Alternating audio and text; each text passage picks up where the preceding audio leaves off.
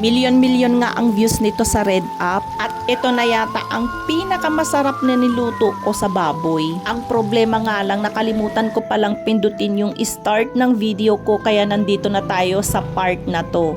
Naigisa ko na pala yan sa bawang at sibuyas at nung lumabas yung aroma ng bawang at sibuyas, inilagay ko na yung ating baboy. Pagkalagay ko nga nitong 1 kilong baboy, isinabay ko na yung 3 kutsarang tomato paste, 1 sachet ng oyster sauce, tapos 1 durog na paminta, tapos naglagay din ako ng asin. At hahaluin nga natin yan mabuti bago natin siya takpan. At kapag napakuluan na nga natin yan ng 5 minutes, hahaluin po natin siya ulit. Hahaluin nga lang natin siyang mabuti pero hindi na natin siya tatakpan. Lalakasan din natin yung kanyang apoy para maiga siya agad. At habang iniiga natin yung kanyang tubig, wag natin tigilang haluin para hindi dumikit sa kawali yung kanyang sauce. At kapag naiga na nga yung kanyang tubig at nagmamantika na siya, hahaluin natin talaga yan ulit. At sisiguraduhin nga natin na sa ating paghalo, sumasama talaga yung mga sauce na dumikit sa kawali. At kapag nagmamantika na nga yan at naaamoy na natin na mabango siya, saka tayo maglalagay dito ng Sprite, yung nasa maliit na bote lang.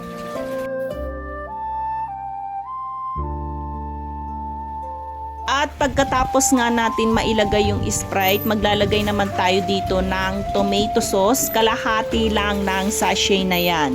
Maglalagay nga din tayo dito ng tubig. Yung dami ng tubig ay depende po dun sa karne na palalambutin nyo. Kailangan din natin kuskusin lahat ng dumikit na sauce dito sa ating kawali. Isasali po natin sa kanyang sabaw kasi yan po ay yung mga pampalasa natin na dumikit. Pagkatapos nga natin gawin yan, saka natin siya tatakpan, antayin natin ang 10 minuto, tapos i-check natin siya kung medyo malambot na yung ating karne. At kapag medyo malambot na nga yung ating karne, tatanggalin natin yung ibang sauce dito.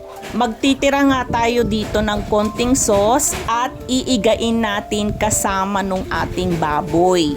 Ang purpose nitong ginagawa natin para mag-lock lahat nung lasa, lahat nung sauce natin dito sa ating baboy hanggang sa kaloob-looban niya. Kapag nakikita natin na yung baboy ay hindi masyadong nagmantika, pwede tayong magdagdag dito ng mantika. Mas maganda kasi kung nakikita natin talaga na basa talaga siya sa mantika. At kapag nakita nga natin na natutuyo na siya ulit ng ganyan, maglalagay ulit tayo ng sauce na tinanggal natin kanina.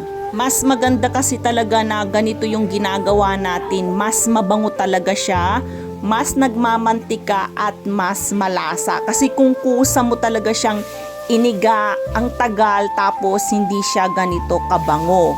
At kapag nakita nga natin na konti na lang yung sauce na natira, ilalagay na natin yan lahat pero hindi natin siya iigain.